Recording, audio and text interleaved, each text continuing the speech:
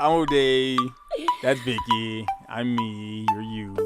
We are we. Oh my god, that was so corny. The You, Me, We goodness. podcast.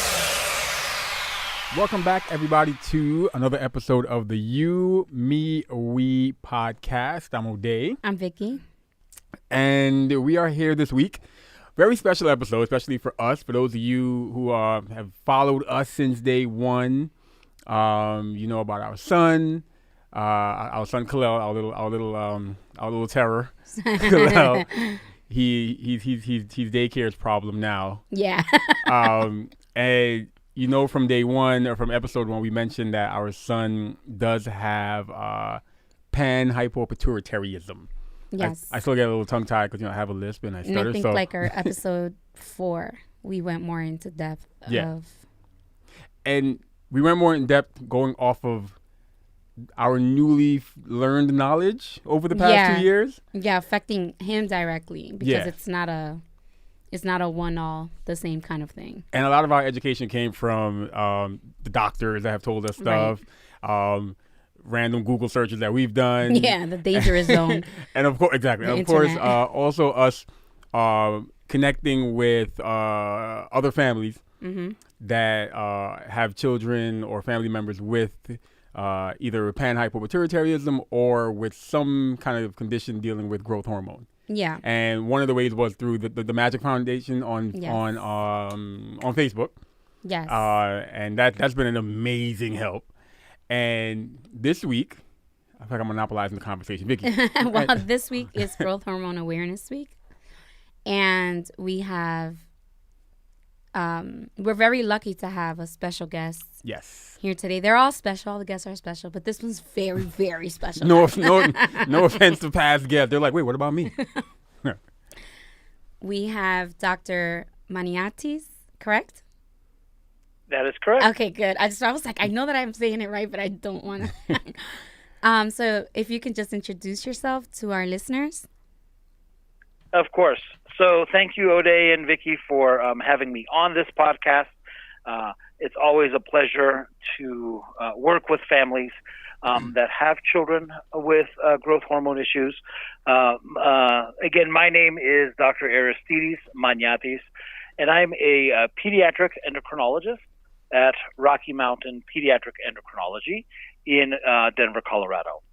A lot of what I do is growth disorders, where I treat children with growth hormone therapy.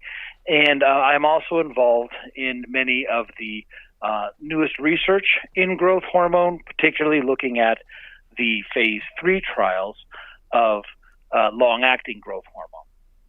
And so it's exciting because this is Growth Awareness Week. And so many of the listeners probably don't know what that is yet. So thank you for tuning in so you can hear and find out. So Growth Awareness Week actually went back to 2014. And there was a Senate resolution dedicating a week in September for growth awareness. This was initially an effort that was spearheaded by one of the co-founders of the Magic Foundation, Mary Andrews, who herself is a mother of a child that had growth hormone deficiency. And it's continued by Teresa Tucker, who also is a co-founder of the Magic Foundation and also a mother of a child with growth hormone deficiency. She's a consultant with the Growth Hormone Division at Magic Foundation. And so with those joint efforts, really the point of Growth Awareness Week is to generally raise awareness about child's growth. And the reason that it's in September in particular is because this is the time of the year when kids are getting their annual school physicals and sports physicals and going in to their primary care offices, and they're getting their routine care, including measurements of their height and weight. And so monitoring that growth chart, how a child is growing, is really an important part of looking at the child's overall health. So me being the brand new dad, as well as brand new dad to a son with a condition dealing with growth hormone, when I first heard, when the doctors first started saying certain things to us, I automatically said, oh, he's going to be short. That's the first thing I thought when I heard the word growth hormone. I said, oh, he's going to be small. Yeah. So what are some other things that are associated with growth hormone? Aside That's from right. height. So growth hormone deficiency, obviously it gets its name from growth. So height is one of the things that is affected by growth hormone deficiency. And that's usually how we first pick up the condition. So a child that is not growing well on their growth chart, not making their appropriate milestones for that, should be evaluated for growth hormone deficiency as part of it. But lots of things can affect height. So poor growth is a condition that is not just a cosmetic issue. So it's not like we want the child to be taller or they should be closer to their genetic potential based on mom or dad, but really poor growth is a sign of overall health. So lots of conditions can affect poor growth. And these kind of cluster into kind of two general categories. That's how I view the world, like non-endocrine, so non-hormonal things, and then hormonal things. So the non-hormonal things that can affect growth include anemia, kidney disease, liver disease, celiac disease, which is a gut problem to wheat or gluten, salt balance issues, and inflammation states, as well as underlying genetic syndromes. So a child that's not growing well should be evaluated for those conditions. In addition, the hormone causes or endocrine causes of poor growth include untreated hypothyroidism, so low thyroid, constitutional growth and pubertal delay, which is where you're a late bloomer, and growth hormone deficiency. All of these can be screened with an array of blood tests, an X-ray called a bone age that looks at the left hand and wrist for the maturity of the growth plates, and an analysis of the growth chart. In addition, for the diagnosis of growth hormone deficiency, some additional tests are often done, including growth hormone stimulation testing that looks at the child's actual production. Once we've identified that a child has growth hormone deficiency, besides height, there are a lot of other things that growth hormone does. So it truly is an overall hormone deficiency that we really want to replace what's missing. So again, we're not replacing the growth hormone just to get them taller. That's just one of the symptoms. Growth hormone is also needed for a lot of other bodybuilding things. And bodybuilding, not like muscle gym, meathead bodybuilding, but bodybuilding normal health. So this includes bone mineral density, muscle strength, cardiovascular profile in terms of lipids, and body composition. So it has a whole bunch of other implications. And a lot of these are really when they're done in childhood. So in childhood is when you put down most of your bone mineral density mass that you're going to have your entire life. So childhood and adolescence are really important for making the diagnosis because we want to make sure to maximize the health of the child overall, not just height. Again, it's not a cosmetic issue, but poor growth can be a symptom of overall health. Yeah, that makes... Yeah. While you're describing that, you mentioned all the tests that help determine, that was our big thing. There were tests on top of tests on top of tests. And mind you, he's days old. Yeah. And they're running all these different blood tests. He just had an appointment where we heard about, what was that bone? The bone density. Bone density. Yeah, and it was the first time we heard it, and we're like, wait, what?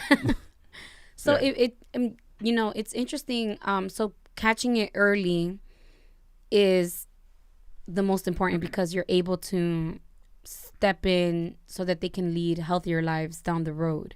Anyone on a growth hormone replacement, is that something that they have to have for life, or is that for some people it's just periodically, or others it will be for the rest of their life? Because I remember when we were told that he would need the growth hormone medicine, they told us that he would have it for the rest of his life, because we were under the assumption that that was just for growing. So I'm like, wait, but he stops growing after a certain age. Time, yeah. And they were like, no, well, that's not. As soon as he's 6'8" and he's in the NBA, he could stop. Yeah. So, that's right. That's right. So is it something that all of them would need for the rest of their lives, or is it some people that's not the case, while for others it is? That's a very good question. So it depends on the diagnosis. So if a child has isolated growth hormone deficiency, that means that they have a normal pituitary gland, and all of the other hormones that are controlled by the pituitary gland, including thyroid and cortisol and puberty hormones, are normal.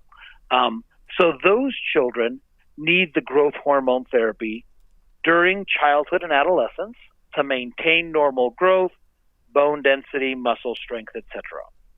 Once they have completed their height, then what we do is we'll take them off of the growth hormone and give them a washout period of about a month or so. And then there's different styles of how to retest the patients. But in our practice, we repeat the growth hormone stimulation testing, similar to what had been done at the initial diagnosis years earlier, and see, based on the adult criteria, do they still have a permanent deficiency or not? The majority of children with isolated growth hormone deficiency, which is the most common form, do not require it ongoing as young adults. Oh, wow. Now, if you have a pituitary issue, like your son does with hypopituitarism, then the pituitary itself is not functioning well. And it's not going to be able to make even the small amounts of growth hormone that are needed as a young adult. And so in that situation, growth hormone deficiency is a permanent condition, and they would need growth hormone their entire lives. The dosing, of course, changes, though. So you need much higher doses of growth hormone while you're actively growing as a child and teen. And as a young adult, you need much lower doses for the ongoing indications of muscle strength and cardiovascular profile and body composition. So based on the underlying diagnosis, it may be a treatment that's done just through the completion of puberty, or it may be one that needs to be a lifetime condition. Okay. This is going to be my new go-to when my family or friends are like, well, explain it. Or you won't need it all this life. Like, you know what? I need to go to my last podcast episode. Definitely. Like, go to the minute mark. To listen to this. Yeah. And they'll be like, oh. It's always good for family members. No problem. Yeah. Yeah. So, I always was interested because we have, I guess I see it as a privilege to see an endocrinologist quarterly and be able to ask questions and get answers. But for those parents that don't have to see, a specialized doctor, how would they know that their child is not growing at the pace that they should, that they're too slow? What are some of the signs for that? That's a very good question. So a lot of times what parents will report is that children are out wearing their clothes versus outgrowing them, meaning that they're staying in the same size and eventually they just fall off because they're all ready, or the shoes wear down because their feet haven't grown. So that's a nice, obvious way of seeing, are they changing outfits appropriately and outgrowing them as they should be, or are they wearing the same clothes? The season comes back and the summer's there and they're still in the same shoes. Another way to tell is you can kind of roughly see how they're doing with their peers.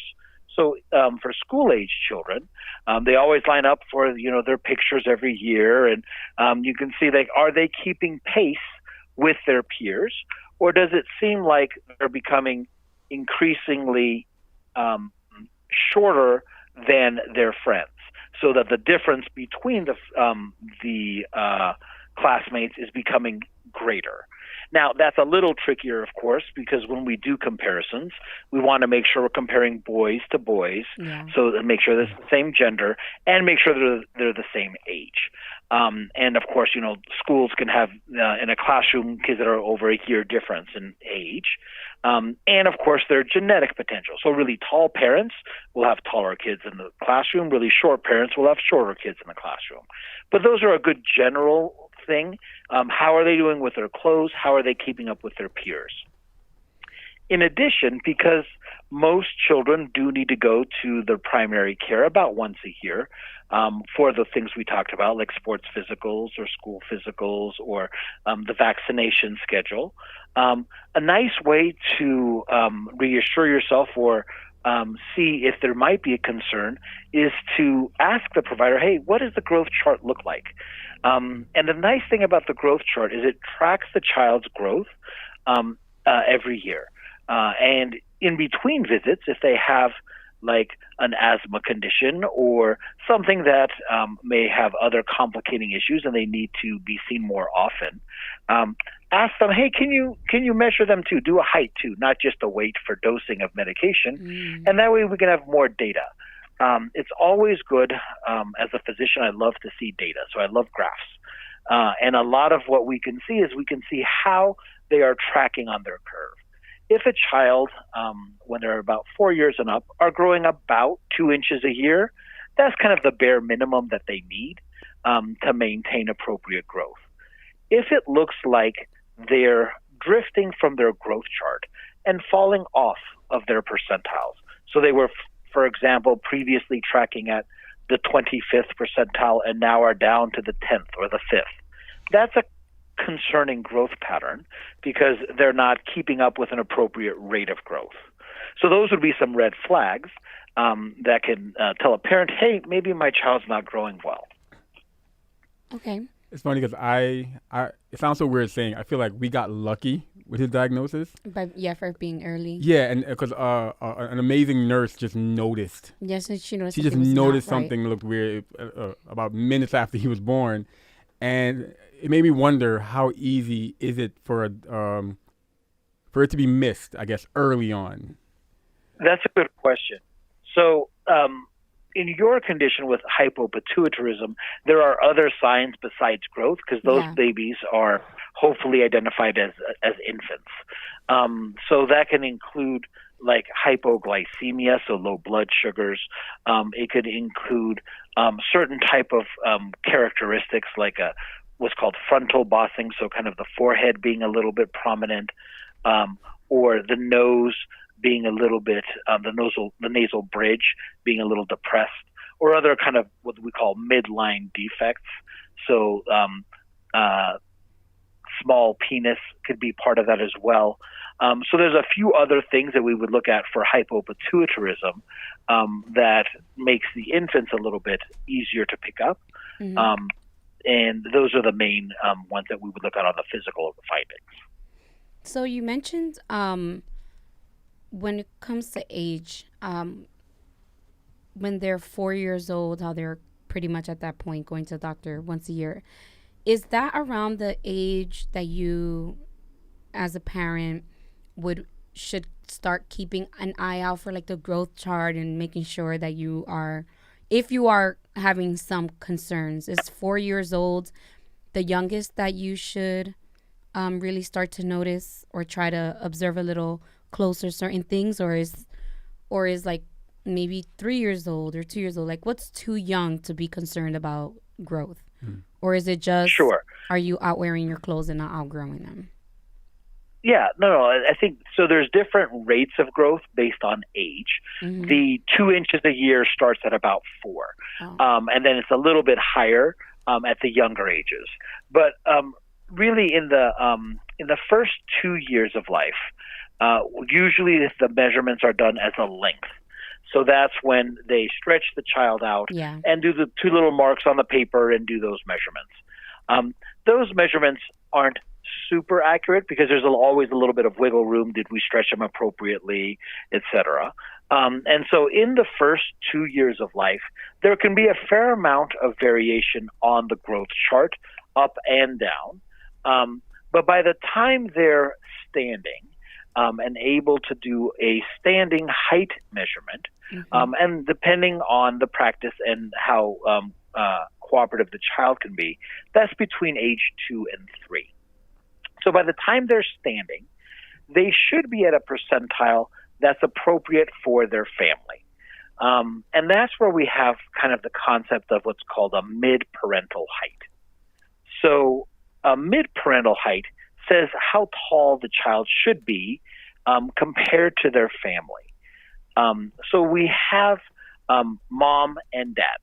And on average, men and women, or boys and girls, are about 5 inches difference in height at the same percentile. So, for example, a 5'5" woman is the same percentile as a 5'10" male. So when we're looking at our genetic potential, we would take mom's height and dad's height. And then we want to make sure we kind of gender neutralize according to the kid. So let's say we have a little boy and dad's 5'10", and then mom is 5'3". So we take mom's height, that 5'3", and then add 5 inches to her height as if she were male. So that's 5'8".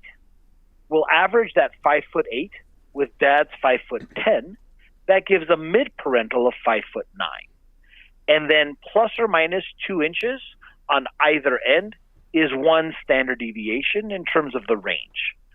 What I do is when we look at that growth chart, on the far right of the growth chart is kind of the 18 plus, kind of the young adult. Plot the adult potential based on the parents. So the mid-parental target, and then give a 2-inch window on either end, and that'll tell you the percentile range that the child should be falling into. If they're in that range, then that looks appropriate, and just make sure that they're tracking and following their curve. If they're lower than that range, that may require an evaluation to see why they're not appropriate to their family zone. So, that's interesting because I wonder sometimes if just like a family is just naturally short, or is it that maybe they didn't, like someone there didn't, maybe had a growth hormone deficiency. They just never addressed it. My hairstylist, her niece and nephew, they're like, I guess like generations, they've always been very short. And then I guess like her sister said, something's just not right here. Took them to the doctor and realized her kids, they were just deficient in growing. And so they gave them the hormone replacement, the treatment, and then they grew, and then everything was great. And then I think that's when the rest of the family was like, wait, I don't think we're all small. Family trip to the endo. Yeah. That's right. Well, there's a couple things. So these predictions that we're talking about, they don't work as well when there's big differences in the parents. So if mom is 4'11" and dad's 6'1", the prediction is not quite as accurate because we've got a big difference here. And we know that even though there's kind of a 50-50 contribution, it does, like with other traits, it may have kind of a multifactorial expression. So it can be a little bit more towards mom's side of the family or dad's side of the family. So those predictions with big differences in parents are less accurate. When looking at families, if mom is short and dad is short and everyone in the family is short, the most common scenario is that it's probably just familial short stature. But if one family member is much shorter than the others within that, then there may be a difference and require an evaluation. So a lot of times, if dad is particularly short or the mom is particularly short, I ask, and how does that parent fit with their siblings or the grandparents? Like, do they all kind of trend together, or does one seem to be an outlier? If there's an outlier, there may be a chance that there was an undiagnosed condition in the parent to begin with. Wow. There are also other genetic syndromes that can run into families that can lead to short stature as well. So there's some inheritance patterns too. Okay. And once a child is diagnosed growth hormone deficient, are there any limitations to them? Like, so with us, we have, our child is panhypopit. So there are certain limitations. Simple. Some are simple. Some are much more complicated. Because my long-term goal is to have the next David Beckham in the family, or the next Messi. I'm trying to build a soccer star, but of course, mom is like, no, he has to be. I'm like, nope. He has to be in the bubble, and he can't go outside. And so, I don't think I'm alone there. The moms wanting to put their kid in the bubble. It's the protective mother instinct. Yeah. Right. So, are there any limitations once a child is diagnosed with growth hormone deficiency? That's a good question. So the nice thing is that no, there are not. Awesome. Growth hormone treatment is basically replacement therapy. So the child can't make enough growth hormone, and we're replacing what's missing. So in children that have growth hormone deficiency, they take their daily injections, and they can live totally normal lives. There's no restrictions on physical activity. There are no special things that we need to do in terms of illness or fever or stress or anything like that. Now, obviously, that's different in your case because with your child having panhypopituitarism, some of the other hormones need adjustments. So like cortisol hormone is a stress hormone that needs to be thought of like when they have a fever and we have to do things differently, or if they're going to have their tonsils out, we need to talk about it. So there are different limitations and adjustments that need to be made. But fortunately for just the routine growth hormone deficiency, there really aren't any other limitations in activities of daily living. Are there any other disorders that primarily cause growth hormone deficiency, or is that at most it's usually just on its own and not like with us, with the panhypopit, we have that is causing, all the craziness relating to the pituitary gland. Effect.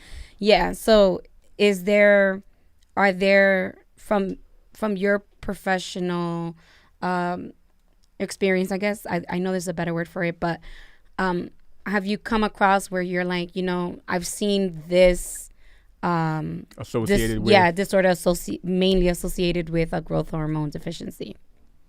Sure. So there's several categories of growth. So there's growth hormone deficiency, and then growth hormone therapy, where we still give growth hormone treatment for kind of resistant states. So they're not deficient, but they respond well. So we start with kind of the most common, which is the isolated growth hormone deficiency. They can't produce enough, but they have a normal pituitary gland and normal hormones.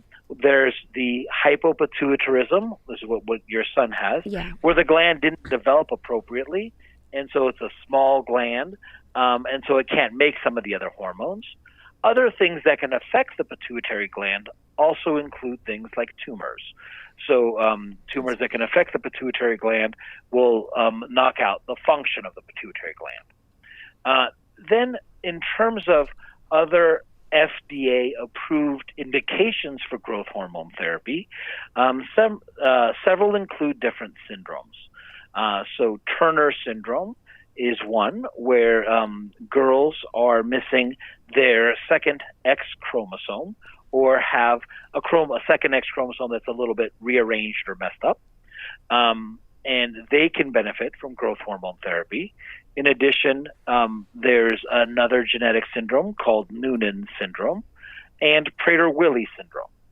And a lot of these syndromes, the height is improved, but in particular, we see a lot of the benefits on the lean body mass and the muscle strength.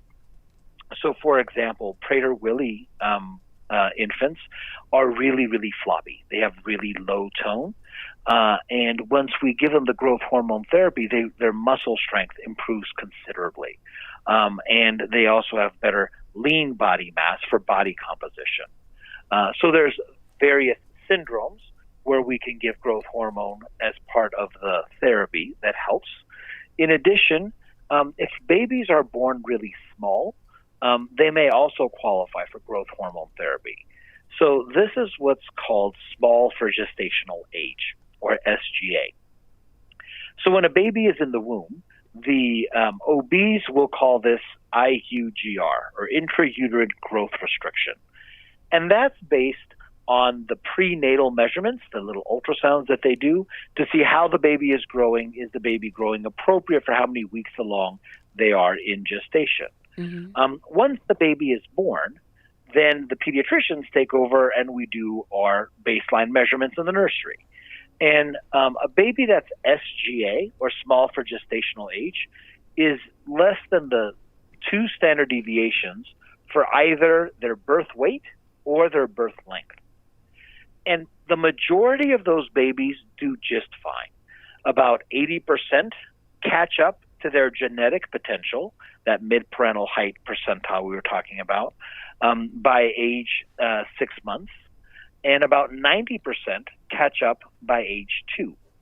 But that 10% that don't, by the time you're on the big boy, big girl curve, standing on your own at about 2 and greater, if they haven't caught up, that's called SGA without catch-up growth, and they may benefit from growth hormone therapy.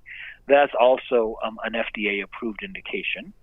In addition, children that have kidney disease, so chronic renal insufficiency, that's also an independent indication for growth hormone deficiency. Wow. For growth hormone therapy. And then finally, they also have an indication for something called idiopathic short stature. Now, this is kind of the biggest category that's harder to define, because idiopathic short stature basically means we couldn't find out why the child is so small. We've done all the testing, we've done all of our blood work, and we don't have an underlying diagnosis. And that's when the child is less than the 1.2 percentile, which is 2 1/4 standard deviations. So that's really low. We don't know why, and it's not familial. So it's not like everyone in the family is that category. So that's also an independent FDA-approved indication for growth hormone therapy. Okay.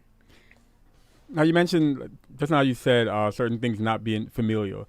One of the first questions we got from a lot of people, and I'm sure other parents with children with a growth hormone deficiency probably heard this question a lot, was, is it hereditary?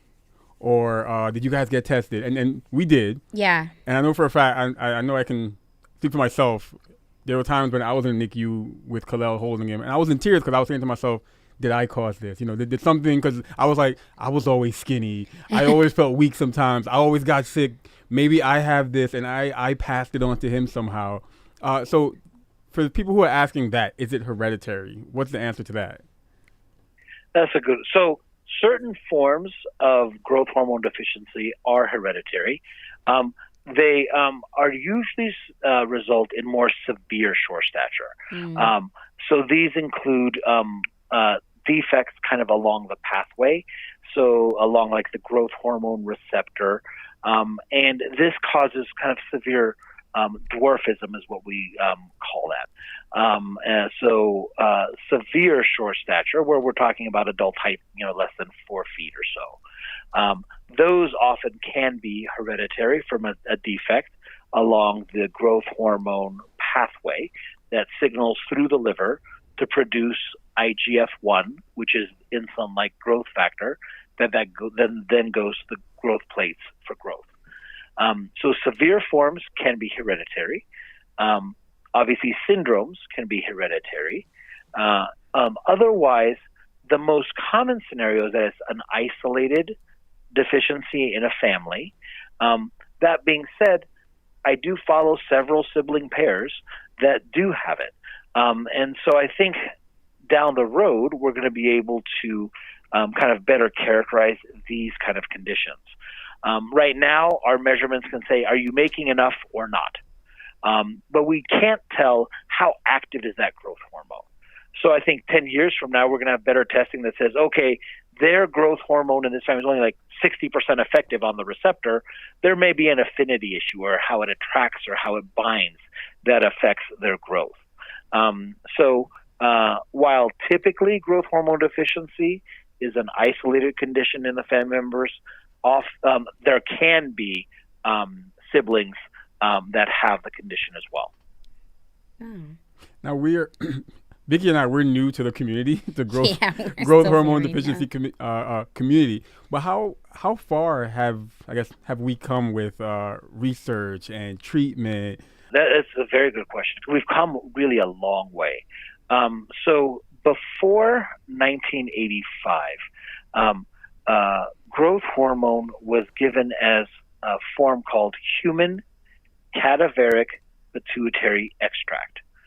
So basically, you have kind of a dead guy on the table, you crack open their skull, you suck out their brain, you put a needle into their pituitary gland, scoop out a little bit of growth hormone, and then inject it into a child. Wow.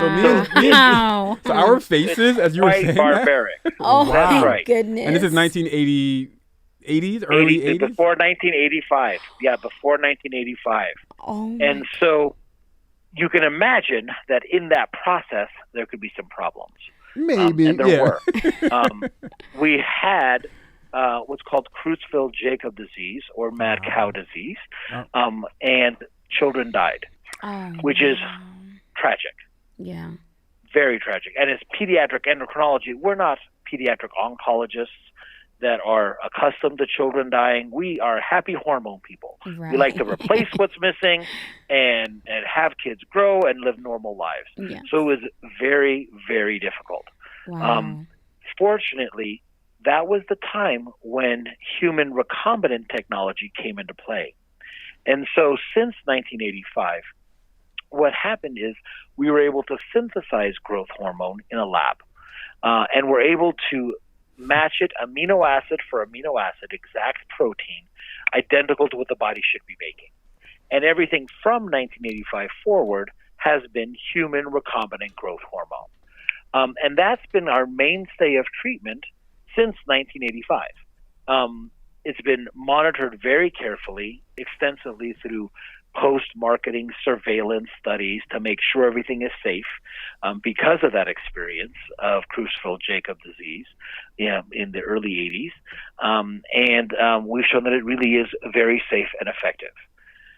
Now we're going to the new frontier of growth hormone where we're talking about doing some types of modifications potentially to make it a longer acting, more stable version.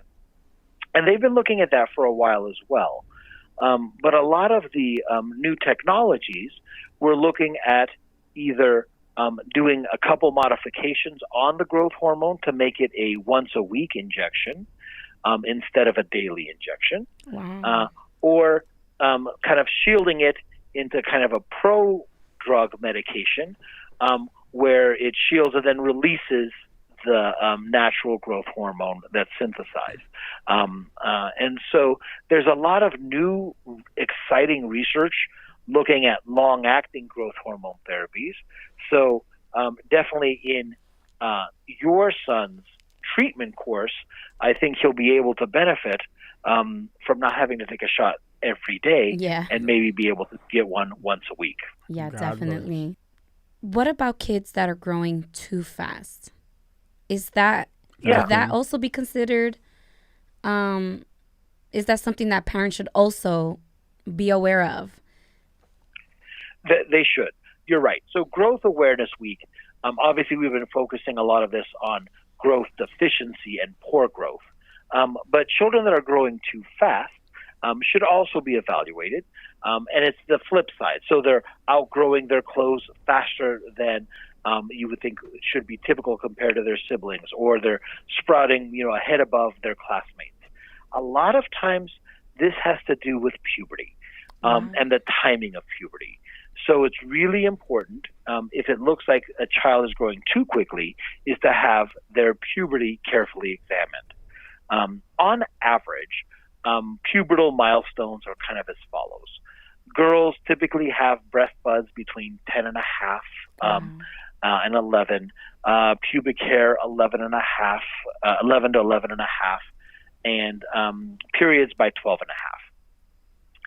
Any of those signs, pubic hair or breast development, under age 8 is a little bit too soon.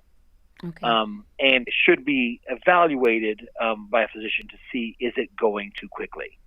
Now, African American and Latina girls can have a little bit of pubic hair between 6 and 8 and still be appropriate and not going too quickly. And so we want to just make sure that we're looking carefully at both the breast development and pubic hair development and monitoring the progression to make sure it doesn't go too fast.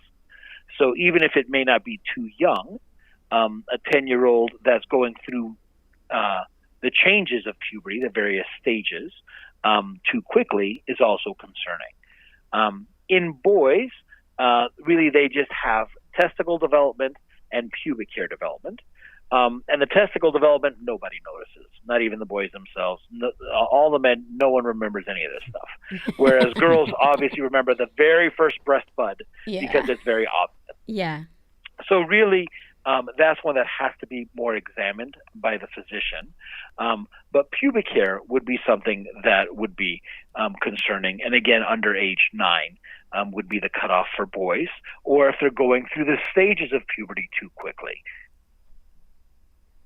Yeah, that's because I feel like sometimes people, they only think of the deficiencies, and a lot of times there is the very opposite of that, and people are just like, well, it's just happening really soon nowadays. And the reactions are usually, oh, good, look, he's growing so big, so fast. Yeah. But doctor, thank you so much. I mean, I've taken more notes than I've taken when I was an undergrad. There's going to be a quiz at the end. I'm ready. No, but this was very important to us because, like I said, we're new to the community, and we've learned so much over the past 2 years. But just from being on the Magic Foundation's Facebook page, we see that it's such a huge community. Yeah, it's not just pan-hypopituitarism. It's just, it's so much under that umbrella of growth hormone deficiency. And as soon as we found out about the Magic Foundation, we found out about Growth Awareness Week, we definitely felt better because we felt we had what's the word I'm looking for? Community. We had a community, but support. We had support. We had somewhere to learn from, somewhere to turn to for information. A big thank you to Teresa for hooking this up. Yeah. Because like I said, this has been educational for me. I know it's been the same for Vicky and for everyone listening, all of our family, our friends, supporters, our listeners. I'm hoping it served the same purpose for you who are listening now. Also, I just want to say, Ode referenced a lot the groups on Facebook, which are catered like pretty much our communities around whatever the challenge or disorder your child is facing. But if you want to learn more about Growth Awareness Week and just everything else that the Magic Foundation is doing, you can go to the website, which is www.magicfoundation.org, and you can just, I'm not even kidding, just browse the entire website. And it's just a plethora of information and ways to be a support system to families. And again, I want to thank you so much for joining us on this recording, because I know, like I said, we are privileged to have access to an endocrinologist, but still, it's just, it's one meeting, and there's just like so many questions that you're not able to ask. And now I'm just happy because we can just continue to just go back to this recording and reference certain things. Or if you want, like Ode mentioned earlier, hey, you want to know more? You should probably start just listen to this podcast, and then from there, something might, trigger a interest that they might want to send to a friend, and that's pretty much what the whole point of spreading awareness is. I'm definitely using all these big words on Kalal's next endo visit. I'm gonna be like, listen, doctor, the FGA. I'm not sure if you know this, doctor, but But that sounds great. Yeah, and that's really the beauty of being interconnected and the patient advocacy, and the beauty that Magic Foundation does as one example of a patient advocacy group, and families like you guys are doing with your podcast is just getting awareness out so that families don't feel alone. Families feel supported and are really able to get the care and evaluation that they need. Awesome. Yes. Well, with that said, we once again thank you for being here. Thank you to all the listeners. And this has been an amazing growth hormone awareness week episode of the You, Me, We podcast.